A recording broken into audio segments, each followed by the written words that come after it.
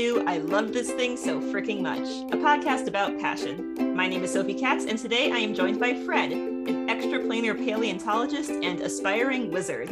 Welcome to the show, Fred. Hello. So here's how this works. Fred will have 3 minutes to talk about something that he loves. This can be a person, place, thing, concept, activity, anything he wants. Our only requirement is that he loves it wholeheartedly and wants to tell us why. Are you ready, Fred? Yeah, sure. All right. Got my timer here. Now, what do you love so freaking much? I really like when magic systems are taken seriously by their creators. And by that, I mean like treated as their own form of science within the world. I always find it interesting to learn the rules of a magic system because it helps me understand the world a little bit better. And there are various media that do this well. One that I read recently was a book called Spellwrite, where it quickly tells you that the magic in the world is all written in special languages and a whole bunch of rules about these languages. You meet a character who can only see in these languages, and you get some really cool things knowing the rules and what happens when the rules are broken. Like there's an entire, I don't want to spoil it too much, but there's an entire plot point about a construct that was made seemingly without language, which doesn't make sense within the world, which makes it an interesting plot point. In contrast, when you get a magic system that is a little bit less well-defined, such as in Harry Potter, you end up asking questions that don't have satisfying answers. For instance, one that came to my mind as I was considering it recently was just, they have unforgivable curses. There are 3 unforgivable curses. Why aren't the incantations on that blacklist that we learn about in book 7, where if it's said, someone from the ministry immediately knows? And the reason is because that wasn't invented yet.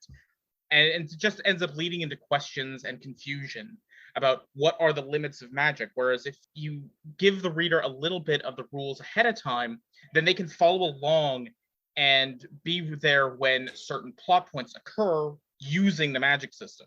For instance, if you learn that people with, say, a natural magic within them react to a particular device, and then somebody who's been using magical powers doesn't react to that device, well, it tells you something.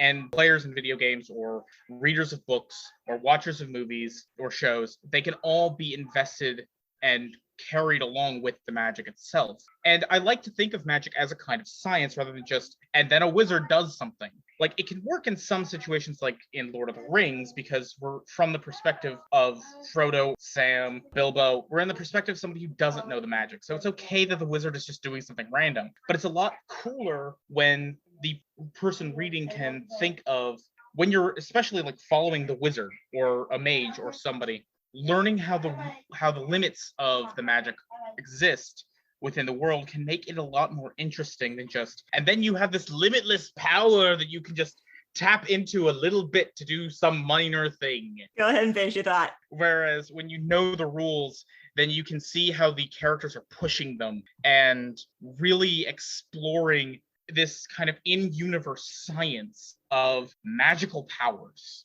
which is just fun. It does sound fun. Thank you for telling us about magic systems today. Yeah.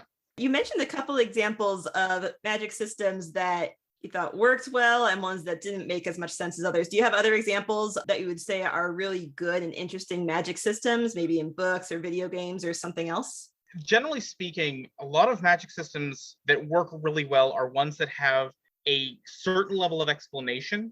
They don't need to go overboard in it. For instance, the reason I don't like the Harry Potter magic system is every rule we learn eventually gets bypassed or forgotten about or something. So the rules are always in motion. It means that you can't really consider, well, could this happen with magic? I mean, why even have Avada Kedavra when you have Bombardum Maxima? Lots of ways to kill someone. This one specific spell is the forbidden killing spell. Yeah, I could kill somebody by just making the air around the water. I could kill somebody by just exploding their chest. A 15-year-old can just invent a new spell that kills people. In contrast, when you look at something like, it's not strictly speaking a magic system, but when you look at warp drive engines of StarCraft, right? You get this general idea that they kind of fold space. And it's described as this, and the way that it folds space is recorded in levels. If you know your spacecraft has like a warp 6 drive, and the captain says put into warp 8, you know that this means that you're pushing the engine beyond its limits. And so when the ship starts rattling and falling apart, you're there with the characters rather than if he just says do warp 8 and you have no idea what the specs are, then you're not there with them. You need to understand the stakes in order for it to mean anything to you as a viewer. Exactly. Man, I completely blanked on every magic system in existence, by the way. Well, I think if you start thinking about magic systems as a science, you might as well throw in science fiction systems as well, because a warp drive might as well be magic. I'm thinking also about, like, in Back to the Future, the flux capacitor. What the heck even is a flux capacitor? We know that it makes time travel possible, but it might as well be magic. It might as well be magic, yeah. And you know that it has a particular requirement for how much energy it needs, and that the car needs to go a specific speed in order to however it works, right? And those two rules are enough to set up the limitations, whereas the stakes are set up by time travel mumbo jumbo. That is actually a pretty decent example of the person watching the movie doesn't need to know exactly how the flux capacitor works, just it requires 1.21 gigawatts and the car to be going 88 miles an hour. That gives the characters challenges to overcome. They need to meet these requirements, and you know that if they can't meet those requirements, they're going to be in trouble. Exactly. Full Metal Alchemist. That's another great magic system. Yeah, they call it alchemy. It's magic. But their law of equivalent exchange and the need for transmutation circles, you end up with an understanding of some of the limitations and why, like, Roy Mustang can't actually use his power in the ring, because he needs to use his glove as a spark. So he has something to use with magic, and so when his glove gets wet, he can't make it spark anymore. So that is a limitation that is explained and you can understand it. It also means that every time you find somebody who doesn't need a transmutation circle to use alchemy, you end up knowing something about them. That's one of the aspects that a good understanding of even just the basic rules of your system can really grant you. Talk a little more about Lord of the Rings, because you mentioned that as an example of a vaguely defined magic system that still worked in the context of the characters who were interacting with it. So yeah, Lord of the Rings is an example where you don't necessarily need to go as in-depth with the rules. Generally speaking, the rules that you understand about the magic are Gandalf is a wizard, the ring has magical powers, and if you throw it into Mount Doom, the big bad guy dies. Those are really the rules established for the magic. But it's in a way okay because our point of view characters aren't the wizard. Our point of view character is, for the most part, Frodo. He's grown up his entire life in the Shire. His biggest exposures to magic have been through Bilbo's stories and through Gandalf's fireworks. So he doesn't know a lot about the magic. So when magical things are happening around him, he doesn't really understand why they're happening or how they're happening, just that they're happening. But the characters in Lord of the Rings, their experience with magic is still consistent. Like, I'm thinking about how Bilbo doesn't understand why the ring works when he finds it in The Hobbit, but it makes him invisible. It does. And that's literally the true thing of it. And we see the positive and negative consequences of turning invisible whenever you put on the ring. Yes. One of the issues with the magic system in Lord of the Rings actually comes down to that ring. Because at the beginning of the movie, at least, you see the fight with Sauron. Right? You see the war, and Sauron's wearing the ring, completely visible, but able to swing a mace and knock out an entire platoon. But when Bilbo has it, he just turns invisible. There's also Isildur, I think it's Isildur, doesn't turn invisible when he puts on the ring.